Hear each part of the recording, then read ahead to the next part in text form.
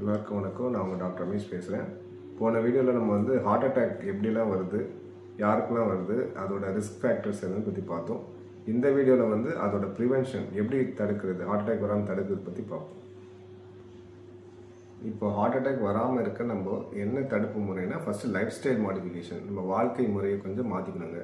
அதை பற்றி பார்ப்போம். ஃபஸ்ட்டு ரொம்ப இம்பார்ட்டன்ட் வந்து நீங்கள் ஸ்மோக் பண்ணுறதா இருந்தால் ஸ்மோக்கிங்கை வந்து நிப்பாட்டிடுங்க. ஸ்மோக் தான் ரொம்ப first important enemy of heart attack. Second வந்து ஆல்கஹால். இப்போ ட்ரிங்க்ஸ் சாப்பிட்றது வந்து அதையும் ஸ்டாப் பண்ணிடுங்க. அதுவும் வந்து இம்பார்ட்டன்ட் வந்து அதுவும் வந்து ஹார்ட் அட்டாக்கு அதிக காரணமாக மாறுது. நெக்ஸ்ட்டு வந்து நம்ம என்ன பார்க்க போகிறோம்னா sedentary life style. Sedentary life ஸ்டைல்னால் உட்காந்துட்டே வேலை செய்கிறாங்களே. ஃபார் எக்ஸாம்பிள் வந்து ஐடி ப்ரொஃபஷனில் வந்து ரொம்ப லாங் ஸ்டாண்டிங்காக உட்காந்துட்டே வேலை செய்வாங்க. அவங்க வந்து கொஞ்சம் ஒரு 20 மினிட்ஸ் ஆஃப் அன் ஹவருக்கு ஒரு பிரேக் கொடுத்து ஒரு வாக் கொடுக்கலாம். ஏதாவது வெளியில் போயிட்டு ஒரு ஃப்ரெஷ்ஷாக எடுப்பாங்க, நடக்கலாம். இப்படியா நடந்தாங்கன்னா அவங்க பிளட் சர்க்குலேஷன் வந்து சீராகும், கொழுப்பு வந்து படியாமல் பார்த்துக்கலாம் ரத்த குழாயில். எல்லாருக்கும் சிம்பிளாக சொல்லப்போனால் ஒரு walking is the best exercise. அது வந்து 150 மினிட்ஸ் பெர் வீக்.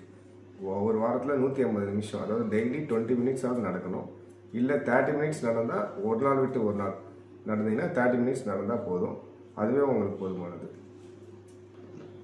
உடல் பருமனுங்க. அடுத்து வந்து உடல் பருமன், வெயிட் கெயின் ஆகாமல் பார்த்துக்கோங்க.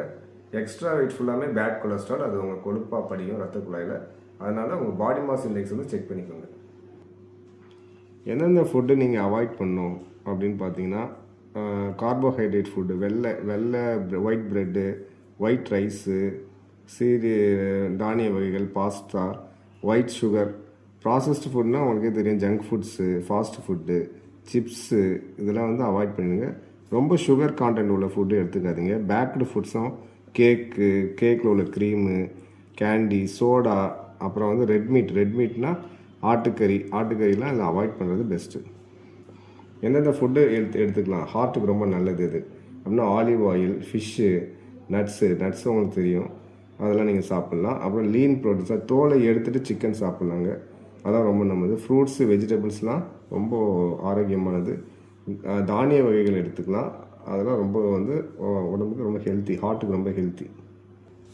ஃபாஸ்ட் ஃபுட்ஸ் எடுத்துக்கிட்டோம்னா ஹார்ட் அட்டாக் ஃபாஸ்ட்டாக வரப்போகுதுன்னு அர்த்தங்க. ஃபாஸ்ட் ஃபுட் சாப்பிட்றவங்களாம் உங்கள் ஹார்ட் அட்டாக்கை நீங்களே ஃபாஸ்ட்டாக வரவழைச்சிக்க போகிறீங்கன்னு நினச்சிக்க வேண்டியதான்.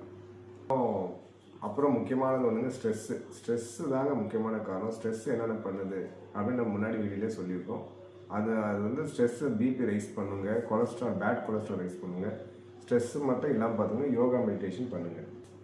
தேங்க்யூ ஆல், டேக் கேர், ஹெல்த்தை பார்த்துக்குங்க.